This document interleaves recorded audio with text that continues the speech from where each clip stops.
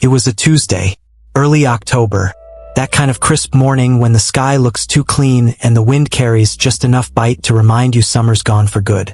The parking lot outside of Faye's salon and Braiding had puddles drying in uneven circles, like the sidewalk had cried and stopped halfway through. Inside, the floor smelled faintly of coconut oil and blowout steam. The dryer buzzed low in the corner.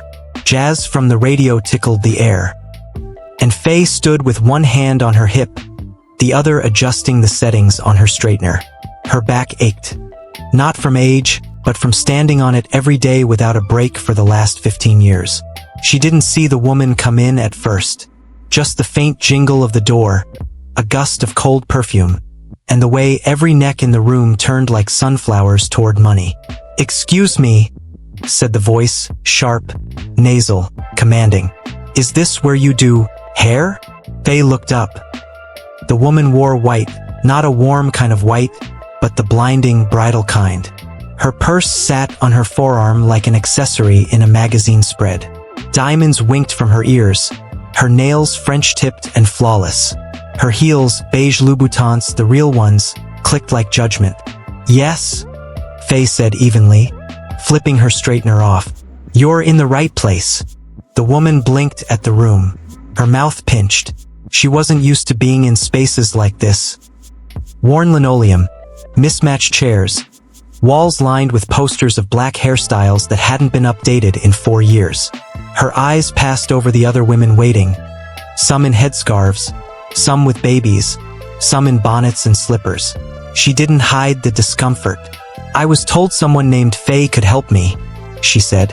"I need a blowout, something classic, nothing too ethnic." The word hung in the air like the stench of burnt hair. Faye nodded slowly. She'd heard worse. She'd been called worse. "Well," she said, "I'm Faye, and what you want is probably just a silk press." The woman blinked. "Is that the glossy thing?" "It's healthy," Faye said, turning back to her cart. "It won't fry your ends like the chemical stuff. I don't want to look like one of those Instagram girls," the woman said, settling onto the seat like she was doing it a favor. "I want elegance. My husband is hosting something tonight. Tech investors, C-suite people." Faye didn't flinch. "What's your name?" she asked gently, brushing out the thick, over-processed strands with practiced hands. The woman hesitated, then said, "Celeste. Celeste Denning." The name meant nothing to Faye at the time. She just focused on the scalp. The damage. The tangled pieces that told more about Celeste than her jewelry ever could. Stress spots near the crown. Thinning at the edges. A woman holding something together with polish and posture.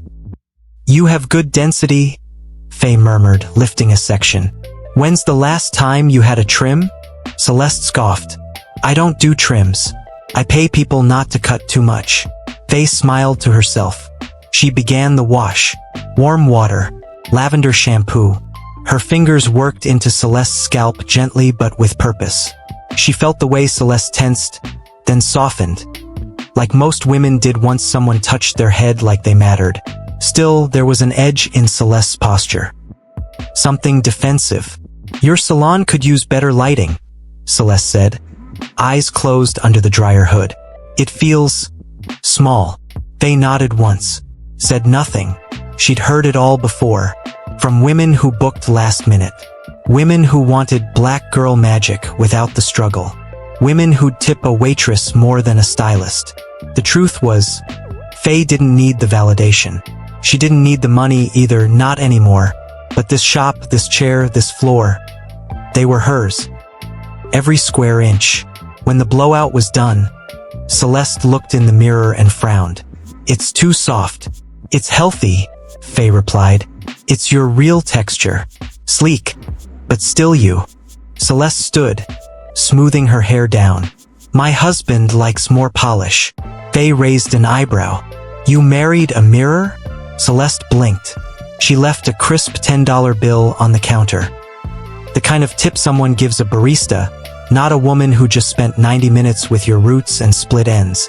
Faye didn't reach for it. Celeste left, heels clicking out the door like punctuation marks. Hours later, after the last client, Faye sat by the window with a cup of mint tea and the shop's receipt book. She looked down at the name, Celeste Denning. Her hand froze. Denning. Why did that sound familiar? She reached into the drawer, pulled out a dusty red folder with a metal clasp, the kind nobody used anymore. Inside were old papers, real estate documents, transfer records, leases, and names she hadn't thought about in years. There it was. Denning Industries. The silent partner who had sold the building to her years ago, when she didn't qualify for a business loan because she was too new, too female, too black. But Faye had worked the system, worked it through back channels. She'd taken a gamble, partnered quietly with an angel investor who didn't want their name tied to her business, but had wanted the tax benefit. And later, when they liquidated a few shell companies, they forgot to undo the shares. Faye stared at the documents, at the tiny corner of a tech conglomerate that had passed hands, then vanished into a series of parent companies. She followed the paper trail on her phone. There, buried in the fine print, a legacy holding group that still owned 2.3% of Denning Enterprises. And the holding group? It bore Faye's name, not the Salon's, not her personal name. The LLC she created back when she didn't have money, just vision. It was still active. She looked up slowly, the mint tea cold in her hand. Outside, a bus hissed to a stop. A mother ushered two kids into the shop next door. The light overhead flickered softly. Something shifted in Faye's chest. Not gloating, not fury, just something calm, something earned.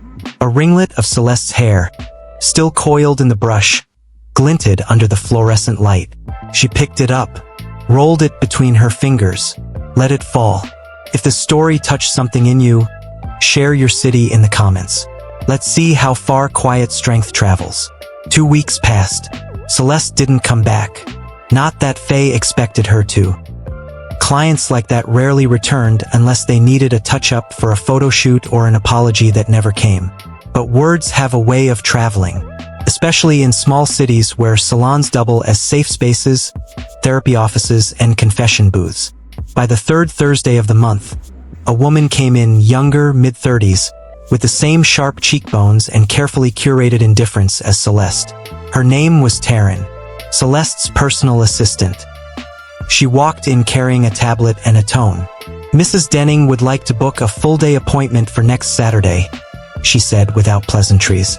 "She wants a style consultation, scalp detox, and something more polished this time. She's meeting a French investor." Faye looked up from her calendar.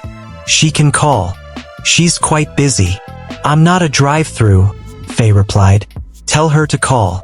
Taryn blinked. "Are you refusing a high-value client?" "I'm accepting the ones who respect the chair," Faye said. "Not just the receipt." Celeste did call. Eventually, her tone was lighter this time, though clipped. She apologized vaguely for being a little tense during her last visit. Faye didn't let it become a long conversation, just booked the time and hung up. That Saturday, Celeste arrived with an entirely different energy. She wore flats, a navy trench coat, no jewelry. Her makeup was minimal. Her hair, flat ironed into submission, looked thirsty for moisture and forgiveness. This time she sat quietly. Faye wrapped her in a cape and got to work. The silence between them wasn't cold. It was clean. Halfway through, Celeste spoke. "This place used to be a hardware store," she said, not looking up from her reflection. Faye nodded. "Before that, it was a laundry. My uncle used to work here. Same floor tiles." Celeste offered a small, forced laugh. "My husband almost bought the whole block. Said there wasn't enough ROI in individual shops." Faye parted her hair slowly. "He was right. But sometimes you don't invest in return. You invest to stay." Celeste paused. "What do you mean?" Faye didn't answer right away. She just started combing from the root, slowly, as if speaking through the movement. "I built this salon to make a living," she said softly, "but also to remind myself I belonged in this city.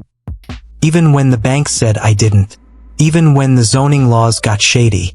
Even when developers came through with slick suits and fake smiles. Celeste didn't speak. Faye leaned in. You don't need to understand it, but don't scoff at it. The next sentence came so low Faye almost missed it. My husband doesn't know I'm here. Faye turned off the dryer. The air settled. Celeste looked in the mirror and shrugged, like she wasn't even sure why she said it. He thinks I'm in Santa Fe, visiting my sister. Why lie? Because I needed a day without the costume. Faye didn't blink, just nodded. They moved on to styling. Celeste brought up options on Pinterest: sleek buns, finger waves, chignons. Faye pointed at one. We don't do that style here. Celeste looked confused. Why not? Because it's not for you. I don't understand. Faye walked over to her cabinet, pulled out a binder. Thick, laminated pages of styles her team had done over the years. Real women, real textures, smiles without filters. She flipped it open and pointed to a soft, layered bob with movement and body. This is you, she said. It holds shape, speaks money without yelling at it. Keep your edges safe. Celeste studied it. It's not trendy. It's timeless. Faye worked quietly after that. The scissors clicked with a rhythm she'd developed over years of learning heads. Not styles, not cuts, heads, what they carried, what they needed. By the time she was done, Celeste didn't speak, just stared at herself, ran her hand over the fresh softness, the way it moved without falling limp, the way it made her jawline seem kinder. Faye handed her a mirror. Celeste took it like she was holding the truth for the first time. Later, as she stood to pay, Celeste paused. She didn't drop a bill this time. She asked, "What's the name of your LLC?" Faye looked up, slow and measured. Why do you ask? No reason, Celeste said. Just wondering if you've ever come across Denning Capital Group. Faye's expression didn't change. She handed Celeste a receipt and said nothing. But inside, something clicked. The lines were intersecting. That night, Faye pulled out the folder again, dug deeper. She searched names she hadn't in years, called up the records office to pull a dormant shareholder report, requested something under public disclosure. A few hours later, she got an email from a clerk who remembered her. He'd scanned and attached the most recent available record. She opened it, and there, under Legacy Beneficiaries, was a line that said FA Holdings, 2.3% Class B shares, non-active voting rights, and under that, a digital signature, C. Denning, Exec Director, Denning Capital Group. Faye leaned back, let out a breath she didn't know she was holding. Her salon, her LLC, her quiet 2.3%. It was more than a paper trail. It was proof, not just of ownership, but of how long she'd been underestimated. The next morning, Faye arrived early to open the shop. She brought with her a new sign, "We see the beauty before you do." She hung it quietly above the mirror where Celeste had sat. Then I went to make tea. The kettle sang as the sun pushed through the blinds. Outside, the street was still. Inside, Faye moved like she had all the time in the world. If you've ever been told we don't do that here, but kept going anyway, share a word that got you through. Someone might need it today. Years before Celeste walked through her door in heels and hesitation, Faye had worked in a different salon. Not her own. Not one she'd built from grit and sleepless nights. This one was on the other side of the city, a place that prided itself on diversity, but never promoted a black stylist beyond shampoo duty. They called it Polish.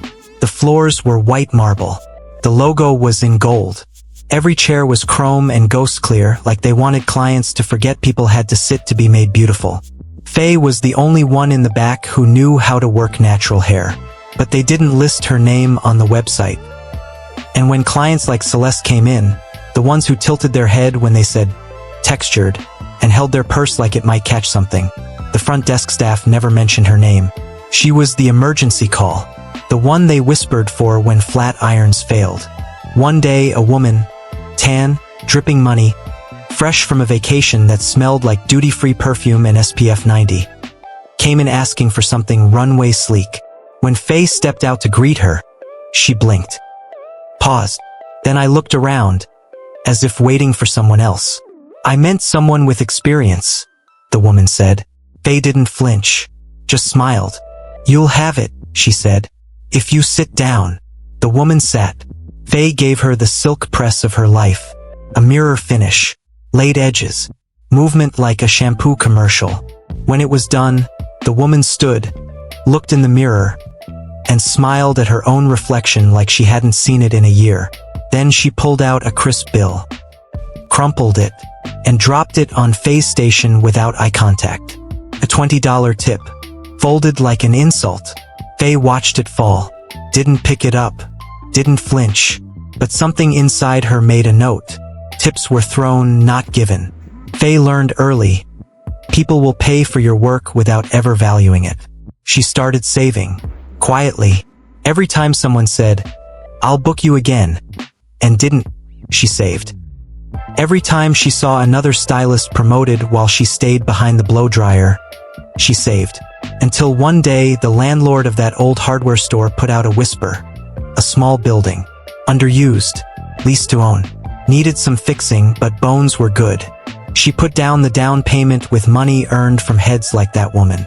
She fixed it with her brother on weekends, using tips crumpled like gum wrappers. She painted it with her nieces, who were learning what it looked like to create something no one could fire you from. By the time Faye's salon opened, it had cost her almost everything but her name. And that was printed on the window in gold. So when Celeste dropped that 10 on the counter the first time, it wasn't about the amount.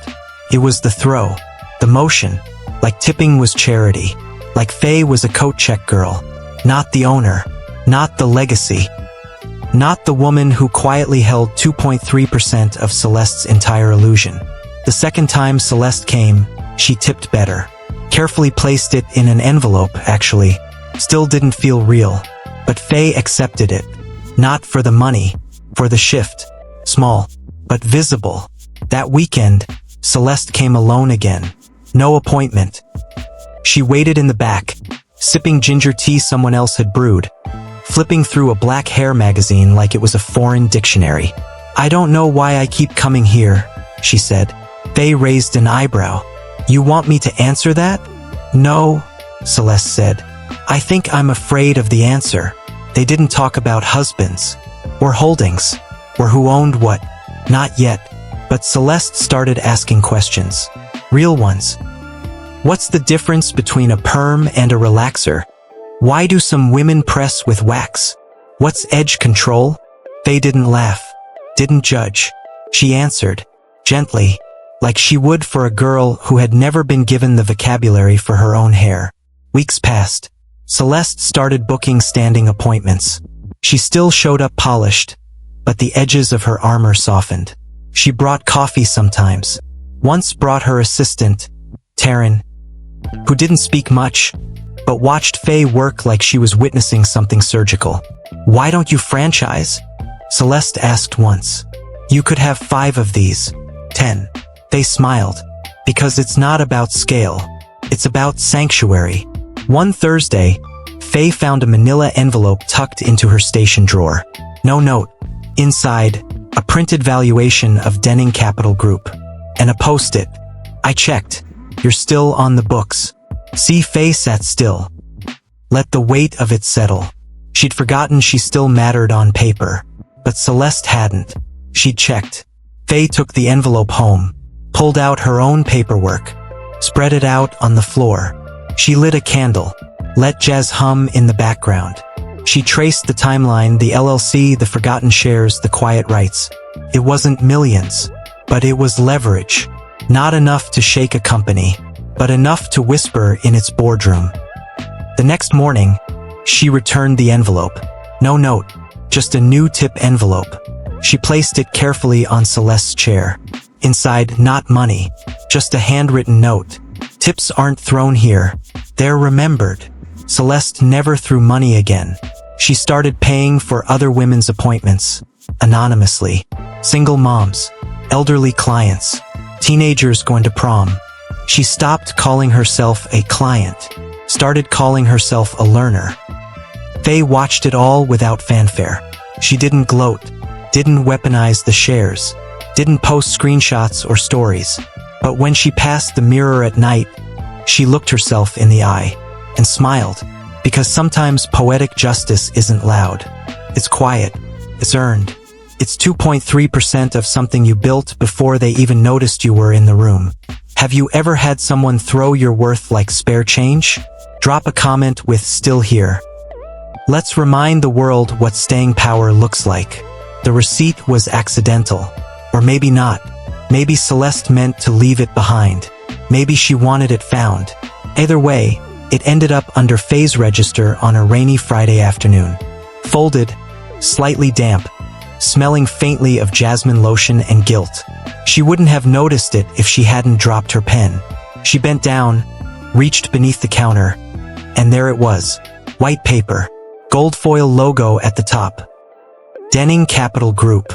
The itemized printout wasn't long. Just a lunch charge at the Montgomery Club. 2 martinis. Lobster bisque. A note scribbled in Celeste's hurried script. Don't forget. Faye. LLC. Confirm stake. DH must not know. Faye stared at it for a long time. Replied. Like history correcting itself. He leaned forward, eyes narrowing. You could have sold out quietly. Cashed your little check. No one would have known. I would have, Faye said. And what do you want now? To make sure you don't touch that block again, she said. No buyouts. No redevelopment plans disguised as community uplift. No overpriced leases. That building and the women in it stay protected. On paper, he stared at her. She could see it. The calculation. The offense. The quiet fear that someone he didn't vet had outplayed him. You want to embarrass me, he muttered. No, she said. I want you to remember me the next time you call someone just a stylist. He sat back, silent. For once, he had nothing polite to say. Faye stood. I gathered the folder. Left one copy behind. You can keep that, she said. Call your lawyers. They'll confirm it's real. She walked to the door, then paused. One more thing, she said over her shoulder. You might want to tell your wife. He didn't follow her, didn't call out, just sat there, in his silent glass room, surrounded by paperwork he never expected would carry her name. Back on the street, the wind had picked up. Faye zipped her coat. I crossed the sidewalk slowly. She didn't feel victorious. She felt clean, like something old had just been aired out, like something heavy had been set down.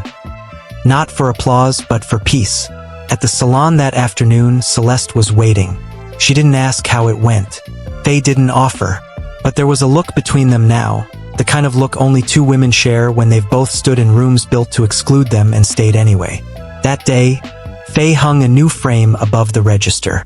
Inside, a copy of the original clause. Nothing fancy. No gold leaf. Just ink. And wait, clients started noticing. Asking what it was. Faye would just smile. A little something I picked up along the way, and that was all she said. Because some stories don't need retelling. Some victories are meant to be held, not paraded. Ever walked into a room they said you didn't belong in and stayed? Drop walked in anyway in the comments. Your story is still writing itself. He showed up on a Wednesday. No call. No warning. Just walked in, wearing the kind of suit you don't wear unless you're trying to control the conversation before it starts. Faye clocked him the second he crossed the threshold. Not because she was expecting him, she wasn't, but because energy like his never entered quietly. Not even when it tried.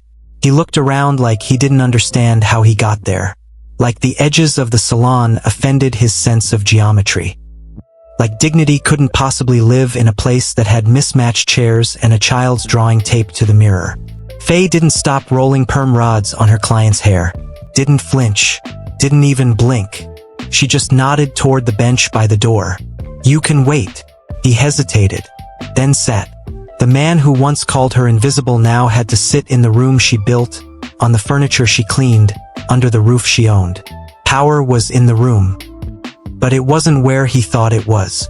The other women in the salon glanced at him, then back at Faye. Nobody asked who he was, but everyone knew what he was. Too polished, too stiff, Too quiet for someone so used to being loud. 30 minutes passed.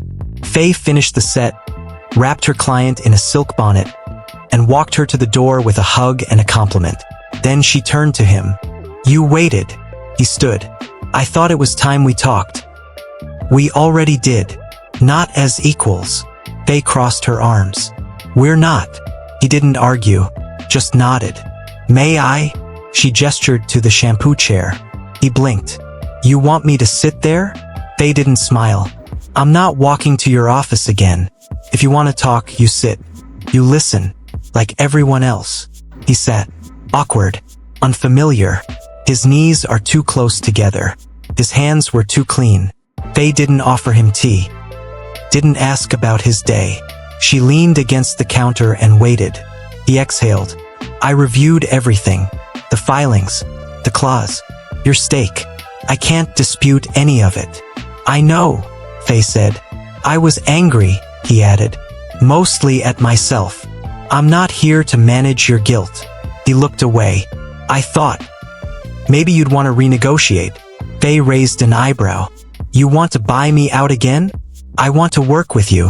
She let out a small breath. Not laughter. Just air. "You want a partner?" "I want peace." Faye stepped closer. "I already have peace." He blinked. "You don't want more?" She tilted her head. "You think more is the reward? That I did all this to climb into a bigger box with better lighting?" He was quiet. She shook her head. "I built this to stay, to protect something, not to be swallowed into your machine." A long pause. Then he said it. "I underestimated you." Faye nodded once. "You did." He leaned forward. "I don't want this to be ugly. It doesn't have to be. I'd like to extend an offer." Faye cut him off. "I'm not for sale." Silence. Thick. Earned. He sat back, slowly. "You're serious?" "I always was." He looked around the salon again. The posters. The clients. The hum of hairdryers and easy laughter. None of it is expensive, but all of it grounded. "Why here?" he asked. "Why this place?" Faye thought for a moment, then said, "Because this is where power sits in the open." He looked down at his hands. For the first time in a long time, he had no counter, no pitch, no leverage. Faye didn't humiliate him, didn't gloat, just let the silence do its work. He stood. "Thank you for seeing me." "I didn't," she said gently. "You came here." He nodded, turned. I walked to the door. Before he stepped out, he paused. "I told Celeste," he said. "She said she already knew." They smiled. She always did. When he was gone, the salon didn't miss a beat. Another client came in. A teenager with her hair in a tangled bun and nerves in her shoulders. They called her over. "Sit, baby. Let's get you ready for your photo day." The girl smiled shyly and slipped into the chair. As Faye began to part and dead angle, she looked up and caught her own reflection. And something softened in her eyes. Something quiet. Something earned. Power didn't leave the room when that man walked out. It had never been his ever had someone finally see you. Too late? Drop "you came here" in the comments if they had to enter your world to understand your worth. The morning of the fundraiser, the air in the salon felt different. Thicker. Still. Like the city was holding its breath. Celeste was the first to arrive. She didn't rush, didn't text ahead, didn't fumble with her keys or check her makeup in the reflection of the glass door like she used to. She just walked in quietly, wearing a linen dress the color of sand and earrings that didn't shout. She smiled at the woman sweeping, said good morning to a girl getting box braids. She looked at home. Faye was already in the back. She wore her black apron, the one with fraying seams and a bleach stain over the left pocket. Her tools were laid out like instruments. She wasn't nervous, but there was a weight in her chest she didn't bother naming. Not anxiety, not anticipation, just the sense that something was about to shift. And this time, she wasn't the only one who would feel it. "Big night?" Faye asked, gesturing toward the chair. Celeste nodded. "First event I've attended without him." Faye began combing gently, parting her hair with care. "Are you okay with that?" I think so, Celeste said. I think I need to find out who I am without someone always speaking over me. Faye nodded. That's why you need a real style. Something not borrowed. They worked quietly for a while. Faye used her best blow-dryer, the heavy one with the strong motor and the quiet hum. She sectioned Celeste's hair with clips shaped like butterflies, smoothed her roots with a steady brush and an oil blend she'd mixed herself. As she worked, the sound of the street filtered in through the open door. Footsteps, a passing bike, the muffled bass of a car stereo. It was a normal day, until it wasn't. At noon, 2 news vans pulled up. Faye didn't look, but the clients near the window did. "What are you doing?" one woman asked, raising an eyebrow. Faye shrugged. They asked if they could film the block before tonight's gala. Said they were spotlighting local legacy businesses. The woman laughed. "You mean you're the legacy." Faye didn't reply, just kept drying. The cameras stayed outside at first. Then a young producer stepped in, politely, holding a clipboard and trying not to sweat through his blazer. "Ms. Alston." Faye didn't stop working. "That's me. We'd love to get a few shots of the shop. We're featuring local owners ahead of the Denning Foundation Gala." Celeste flinched at the name. Faye didn't. "You can film the floor, not the faces." He nodded, grateful. Faye finished the blowout slowly, carefully. She didn't rush the press, didn't skimp on the details. She curved the ends with a hot brush until the strands floated. Not stiff, not flat, just full of quiet movement. When Celeste saw it, she didn't gasp. She breathed, long, like she'd been holding herself in for too long. One of the news cameras caught her reflection just then. The exact moment she touched her own hair and smiled without apology. Faye noticed. She let the moment happen. Didn't rush it. Didn't speak. After Celeste left, the phone started ringing. Not for blowouts. For interviews. Reporters wanted to know about the building. About the clause. About the woman who went from chair to co-owner without ever asking for attention. Faye told them no. Over and over. "I'm not a story," she said. "I'm a space." But the attention kept growing.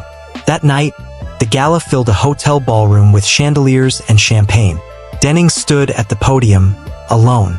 Celeste sat at a table near the back, sipping soda water and wearing her blowout like armor. The spotlight on Denning flickered once during his speech, just enough to make him stutter. Faye watched the live stream from her kitchen table, a plate of catfish beside her, slippers on her feet. She didn't need to be there. She was already feeling. The next day, the photos went viral. Not of the ballroom, but of the salon. A stylist in an apron, pressing a woman's roots with care. A child reading a book under the dryer. A shot of the gold-lettered window, glinting in the morning sun. "This is what legacy looks like," the caption read. They called it the blowout heard round the block. More women came in, not for hair, for space, for safety. Pastor's wife who hadn't worn her natural hair in 10 years. A professor who whispered she used to braid under her desk in college to save money. A teenage girl who said she didn't feel pretty anywhere else. Faye made time, made room, make it normal. She never raised her prices, never hired a PR team. She let the story breathe on its own. She answered questions with kindness, never spinning.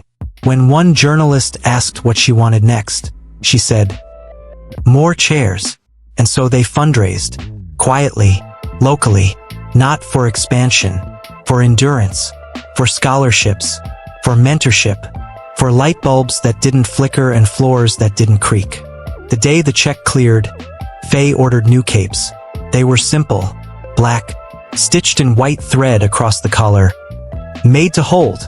Ever done something ordinary, and it turned into a ripple? Drop held anyway.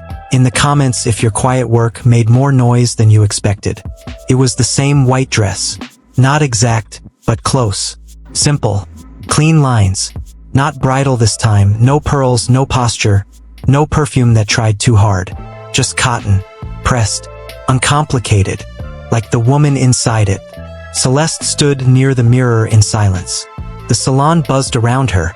but she stayed still, arms loose at her sides, watching her reflection the way you look at someone you used to misunderstand. Behind her, Faye adjusted a cape around a young girl's shoulders. She spoke gently, showing the mother how to comb without tugging.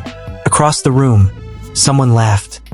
Loud and open, the kind of laugh that breaks through shame like sunlight through storm clouds. Celeste didn't look away from the mirror. Faye eventually came over. She didn't speak, not at first. Just looked at Celeste's hair, gently brushed one strand back behind her ear. Their eyes met. "Well?" Faye asked. Celeste didn't answer, just reached into her tote and pulled out a small navy blue folder. Thick paper, unmistakable weight. She handed it over. Faye took it slowly. I opened it. Inside, the final document. Official. Notarized. Stamped. A signed amendment from Denning Capital Group. A permanent recognition of the co-ownership transfer. Her name, listed formally. Faye Alston, Senior Property Partner. Faye stared at it. Didn't speak. Celeste looked at her with a soft smile. "No more shadows," she said. "Not on paper. Not in life." Faye folded the folder, set it aside, then walked to her station and pulled out a cape, one of the new ones. She held it up to Celeste. "You ready?" Celeste nodded. They didn't speak for a while. Just the hum of the dryer, the rhythm of the brush, the low murmurs of women healing their mornings with small rituals. As she worked, Faye remembered the first time Celeste came in. Stiff, judgmental, hiding behind cashmere and diamonds. And now here she was, wrapped in cotton, tied to nothing but her own reflection.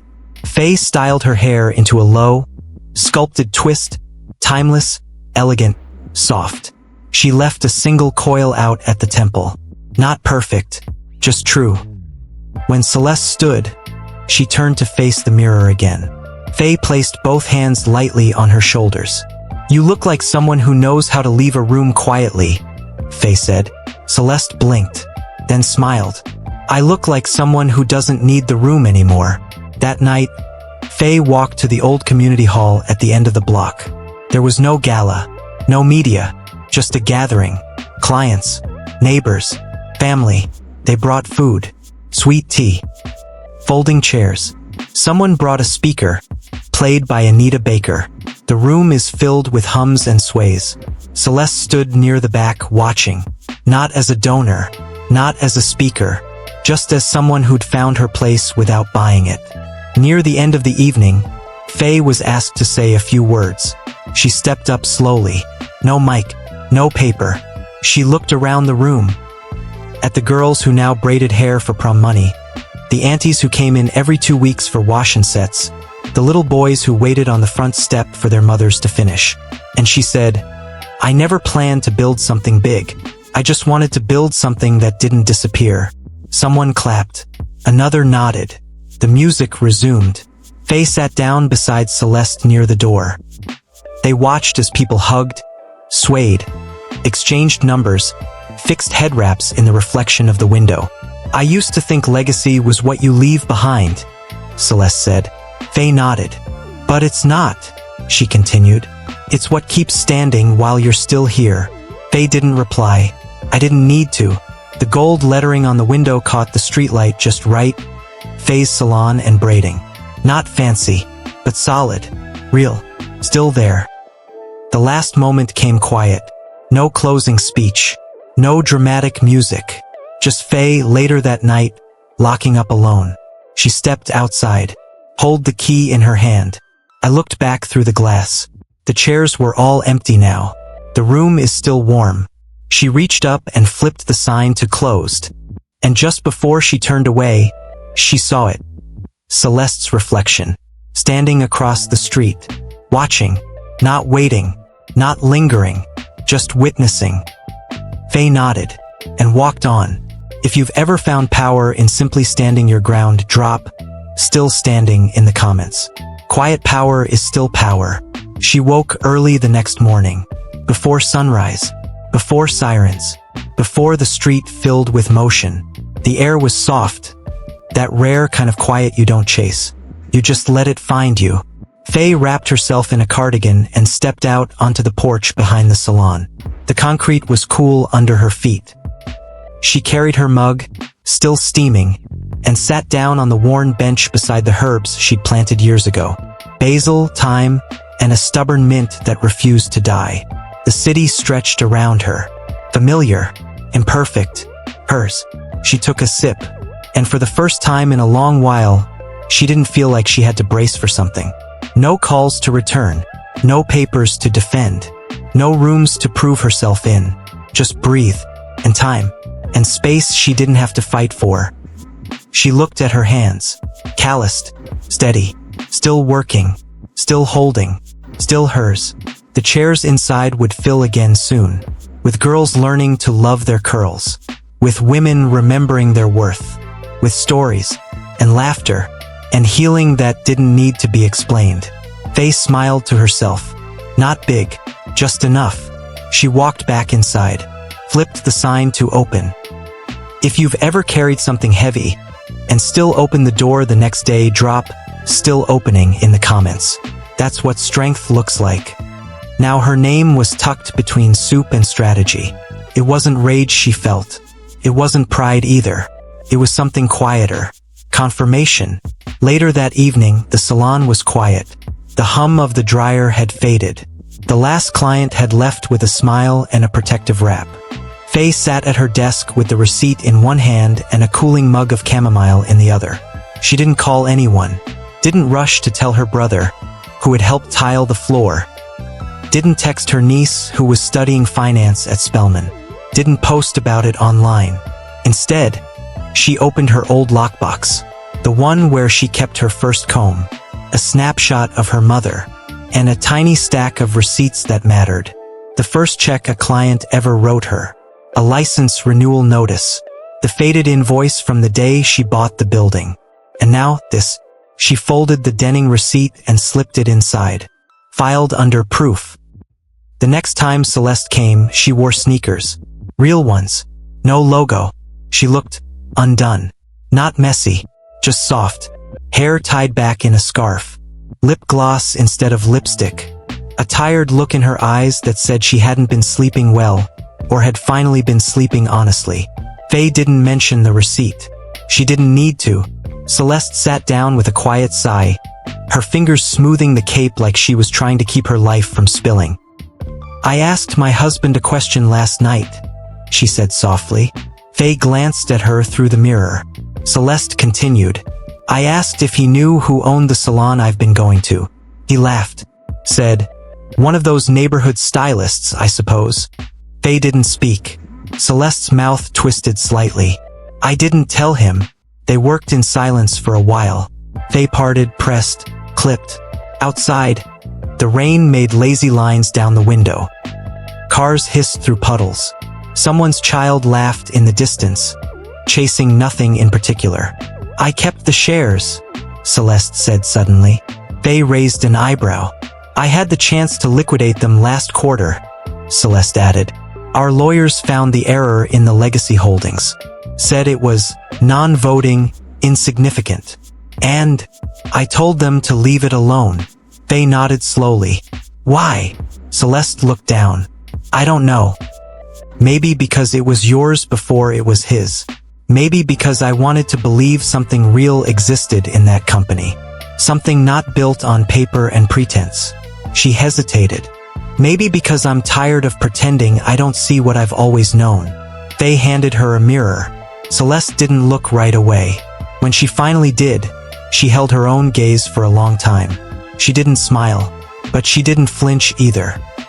As she stood to leave, Celeste hesitated again, then placed a small envelope on the counter. Same color, same shape, but this time, Faye could see the corner of a letter peeking out. Not money. Celeste didn't say anything, just nodded and walked out into the rain. Inside the envelope was a handwritten note. "Faye, this is not a tip. It's a thank you. For the chair. For the silence. For the reflection. If the time ever comes that you want to make moves beyond this street, I can open a door.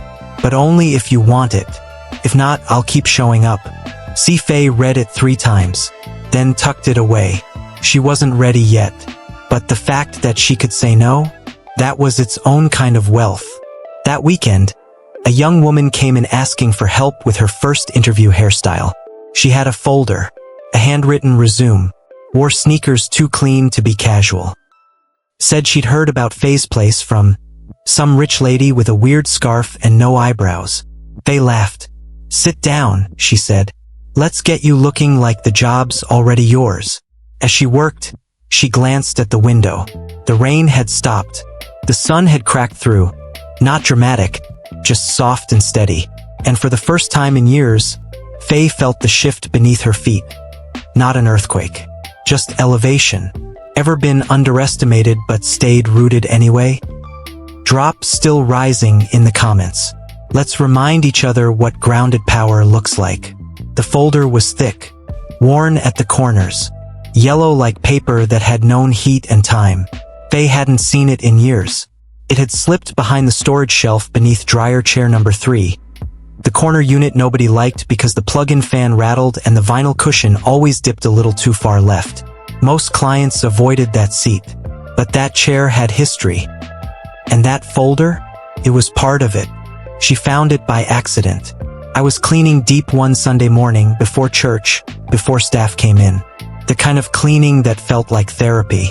Pulling out drawers, wiping down baseboards, untangling cords like she was rearranging her own mind. And there it was, tucked under the heating unit, flattened by years of dryer weight, was that old green folder with the silver clip still intact. She stared at it for a long second before pulling it out. She remembered it instantly. It held the pitch deck, the one she made 10 years ago on a borrowed Dell laptop in the back of her cousin's shop. She'd stayed up all night formatting slides with trembling hands, trying to write words like scalable and asset-light model, when all she really wanted to say was, "Black women deserve to sit somewhere clean and be seen." Inside were early sketches of the Salon's logo. A map of the neighborhood with red X's marking abandoned buildings. Lists of equipment she couldn't afford but dreamed about.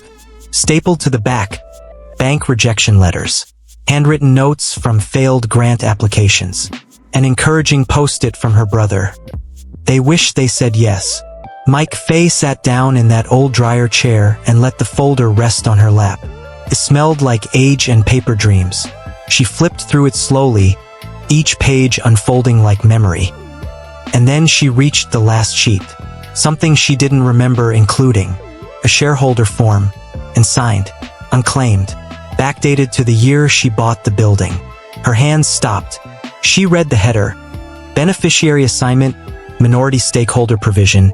It was blank, except for her business name in the lower margin.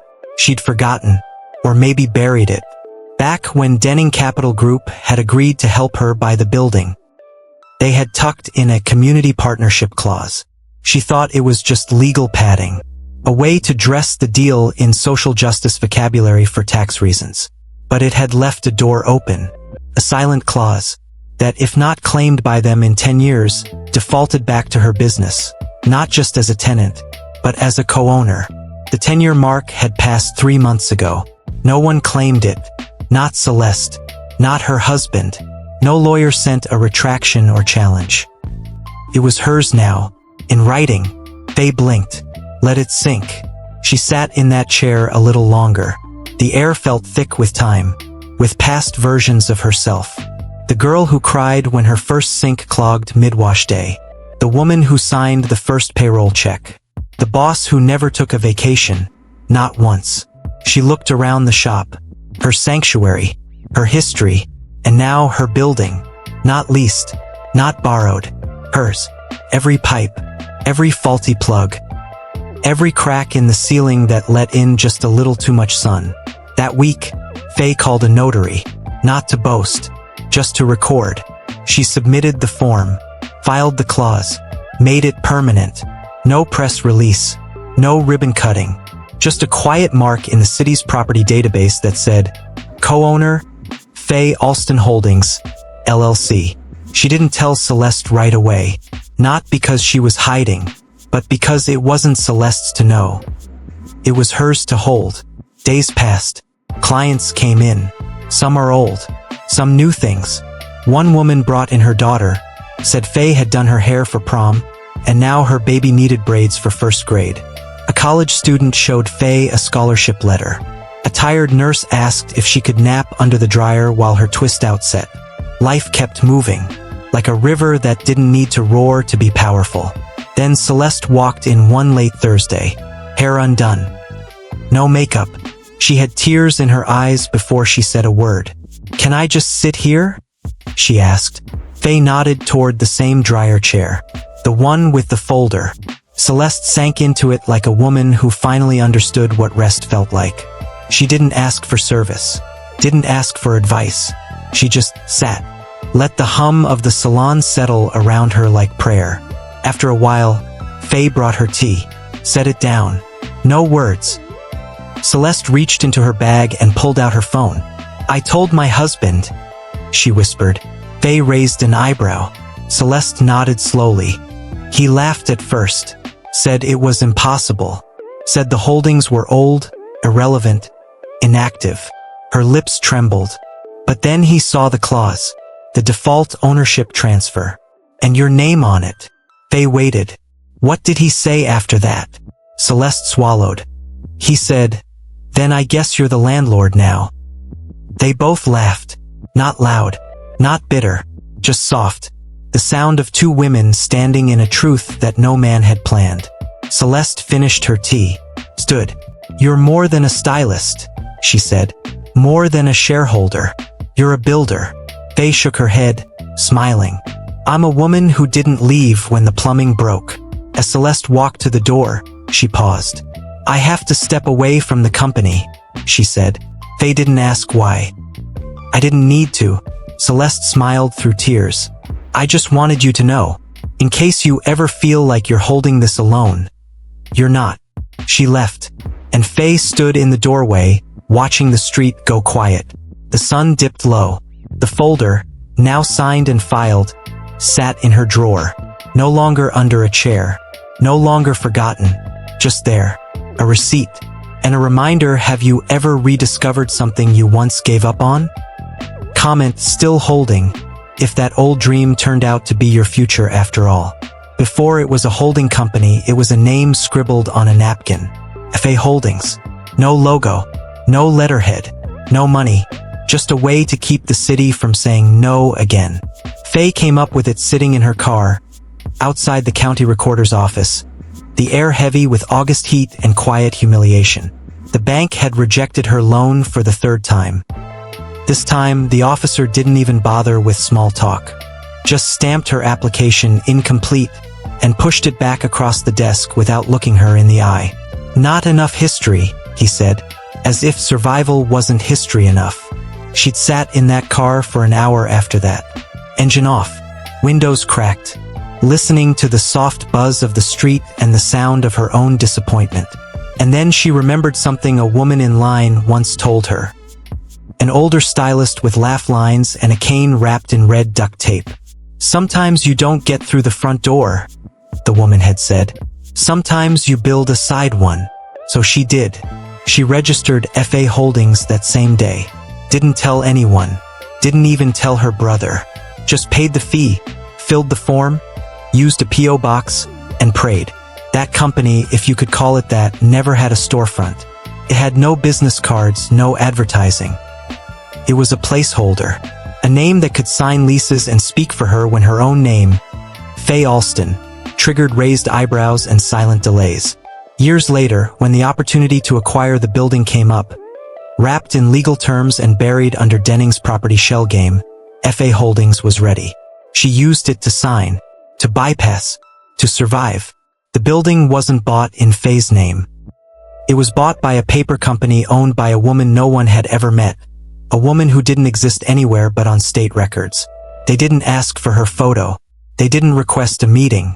They just saw the LLC, saw the numbers, and said yes, because paper had power, even if the hands behind it were calloused and quiet. Years later, when Celeste's husband found that company name listed on the old property records, he laughed. "Slick," he said, folding the report. "Whoever that is, she's smart. Shell companies make great cover." Celeste said nothing. didn't correct him, didn't tell him that the she he was referring to wasn't a lawyer or a hedge fund partner. She was a woman who once cried in a car because no one believed in her vision. She was the reason Denning still held that block. The reason the salon still stood when other businesses fell. The reason the company hadn't swallowed the street whole. Celeste watched him that night across the dining table. I watched him sip wine like the truth wasn't sitting 2 inches from his lips. "What if that shell company isn't a shell?" she asked softly. He laughed again. "All holding companies are shells. Just fronts. Empty vessels for people who can't afford to get in the game directly." Celeste stared at him, and in that moment, she realized.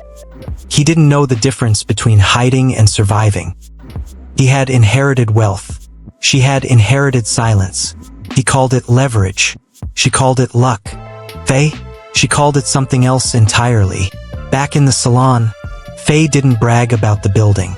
Didn't hang a new sign that said owner. Didn't redo the logo. But she did fix the chair by the window. Reupholstered it in burnt orange. Replaced the cushion. Cleaned the metal frame. And started sitting there on Fridays with her tea. Clients noticed. One asked, "You finally get around to fixing that thing?" They smiled. Some things are worth making last. That week, a reporter from the local paper called. Said they were doing a story on small businesses surviving the corporate sweep. Faye declined the interview.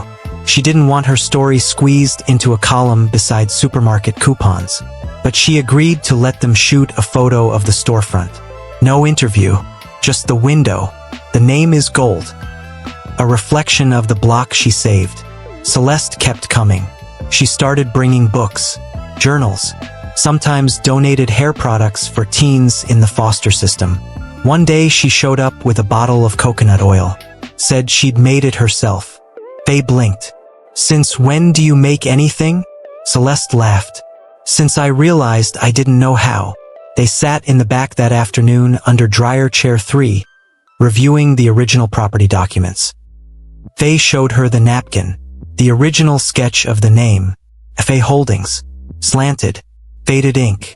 Celeste stared at it for a long time.